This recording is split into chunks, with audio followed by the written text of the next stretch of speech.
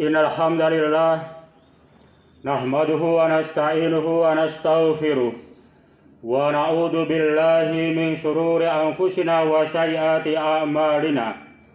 May yahdihillahu fala mudilla lahu wa may yudlilhu fala hadiyalah.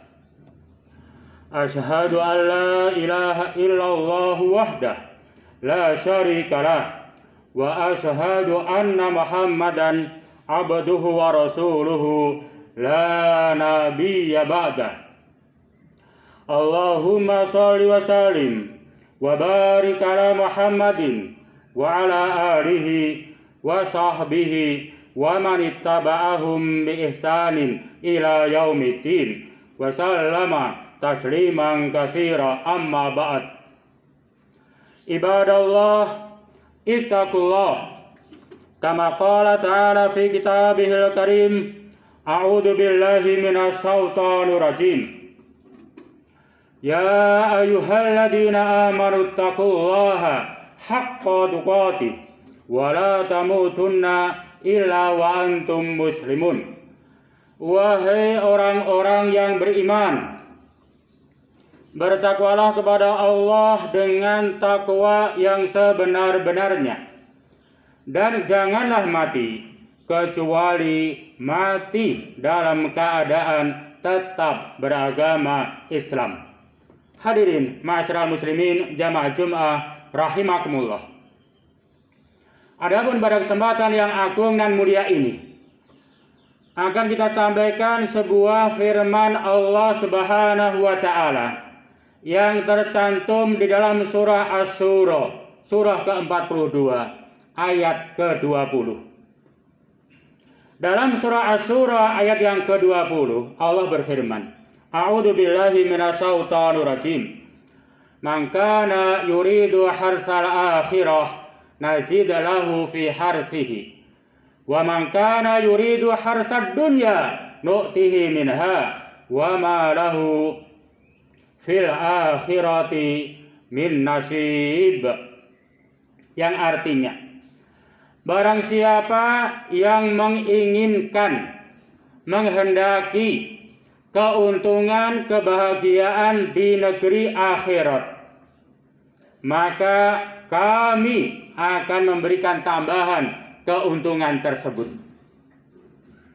Adapun barang siapa yang menginginkan, menghendaki keuntungan, kebahagiaan hanya semata-mata dunia saja, maka kami pun akan memberikan kepadanya hanya sebagian dunia itu, dan dia kelak di akhirat tidak mendapatkan bagian sedikit pun.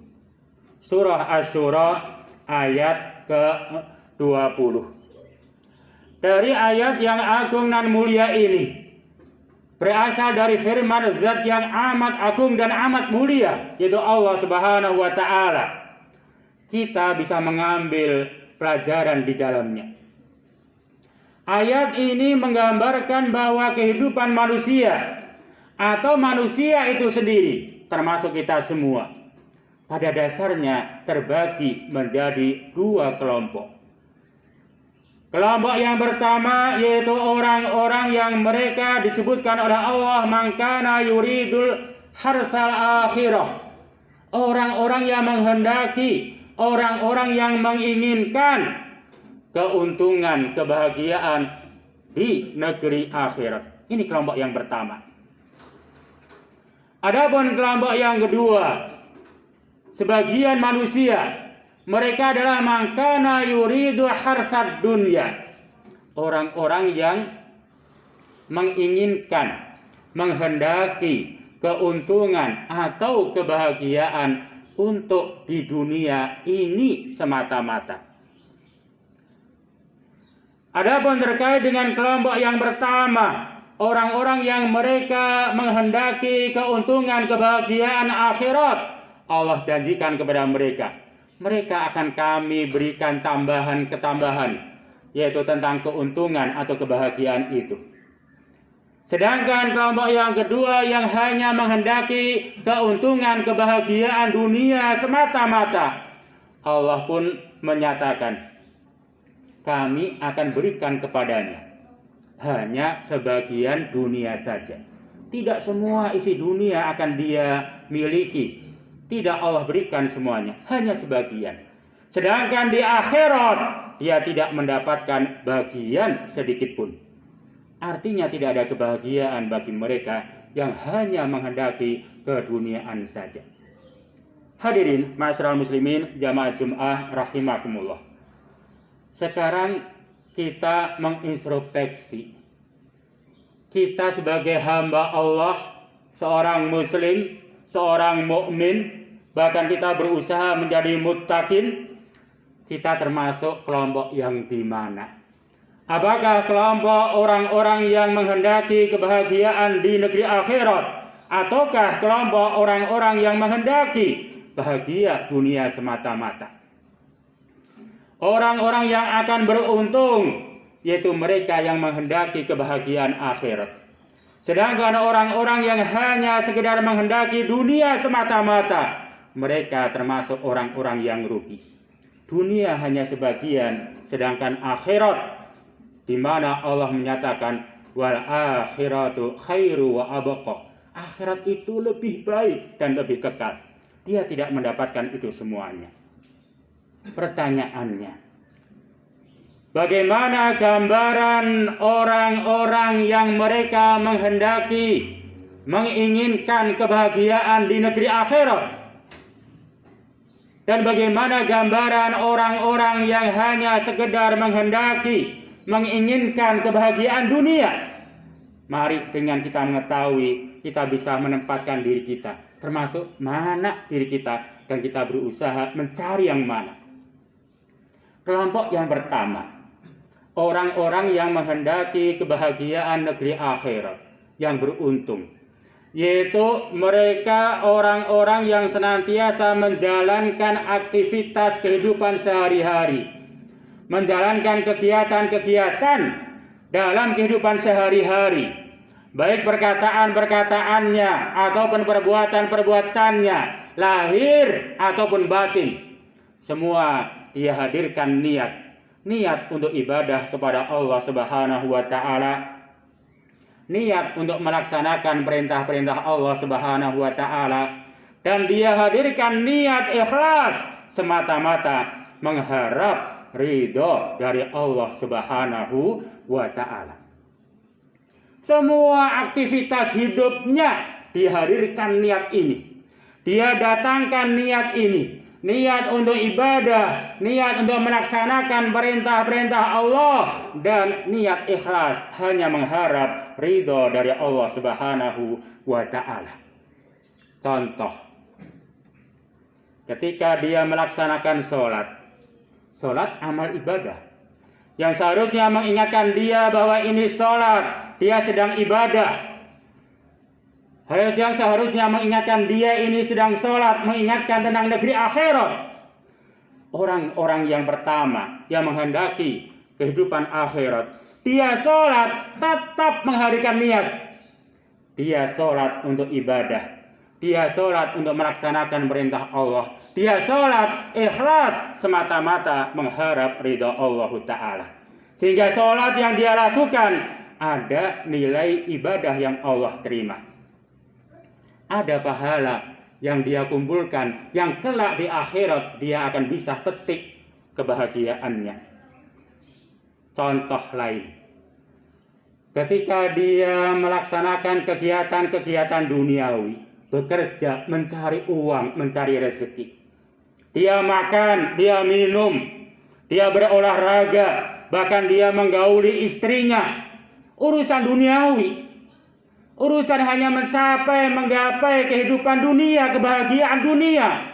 Tapi kelompok yang pertama, dia tetap menghadirkan niat. Dia bekerja dengan niat ibadah, dia bekerja dengan niat melaksanakan perintah Allah, sehingga dia tahu halal dan haram.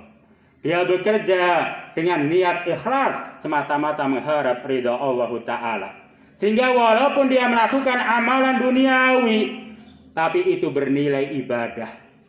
Ada pahala di sisi Allah Subhanahu wa ta'ala. Bahkan dia makan yang hukumnya mubah, dia hadirkan niat, makan ini ada nilai ibadah. Ada pahala di sisi Allah Subhanahu wa ta'ala. Ini kelompok yang pertama. Maka bagi mereka nazid lahu fi harfihi. Allah berjanji, Allah akan tambah pahalanya. Artinya setiap kebaikan dilipat gandakan oleh Allah Ta'ala. 1 menjadi 10 kali, bahkan 700 kali, bahkan fa'atsara, lebih dari itu. Bahkan dalam beberapa tafsir dikatakan Allah tambah keuntungan, kebahagiaan baginya. Allah tambah dia, yaitu kecocokan dan kemudahan untuk melakukan kebaikan-kebaikan berikutnya. Dia mendapat pujian orang atau bahkan dicaci maki oleh orang lain. Dia nggak peduli. Dia tetap istiqomah dengan amal-amal kebaikan itu. Sebab dia hanya ibadah kepada Allah Ta'ala. Ditambah oleh Allah Ta'ala artinya. Atau Allah menjamin kehidupan dia. Baik dunia ini sampai di akhirat. Ini kelompok yang pertama. Sehingga mereka adalah orang-orang yang beruntung. Adapun kelompok yang kedua, yang hanya menghendaki kebahagiaan dunia, segala aktivitas hidupnya, kegiatan hidupnya hanya untuk mencari keuntungan dunia. Bahkan amal-amal ibadah yang dilakukan hanya untuk mencari keuntungan dunia. Contoh, dia sholat, dia pakai peci. Yang tadinya dia mencaci maki peci, itu budaya Arab. Dia pakai kerudung yang tidak sesuai dengan budaya kita. Tapi suatu saat dia memakai hal itu. Dia melaksanakan hal-hal yang diperintahkan oleh Allah Subhanahu wa ta'ala. Tapi tujuannya hanya dunia. Mencari pujian orang. Mencari sanjungan orang. Yang bagi calon RT mencari kursi RT supaya dipilih. Hanya dunia tujuannya. Kendati pun dia sholat yang harusnya mengingatkan tentang ibadah, mengingatkan tentang akhirat, tapi hanya untuk mencari dunia. Apalagi kehidupan dunia, kegiatan-kegiatan duniawi. Tiada lain yang mereka kejar adalah kesenangan dunia semata. Mereka makan, dapat makan, tapi itu hanya segitu makannya, kenyangnya. Sedangkan di akhirat, dia tidak mendapatkan pahala sedikit pun. Sehingga dia termasuk orang-orang yang rugi. Mudah-mudahan apa yang kita sampaikan ini bisa menggugah diri kita. Bahwa dengan ayat ini, mari kita jadikan semua kegiatan kita bisa bernilai ibadah. Bisa ada pahala di sisi Allah Subhanahu wa ta'ala. Yaitu dengan selalu menghadirkan niat. Niat untuk ibadah, niat untuk melaksanakan perintah Allah, dan niat ikhlas semata-mata mengharap ridha Allah Subhanahu wa ta'ala. Aku qouli hada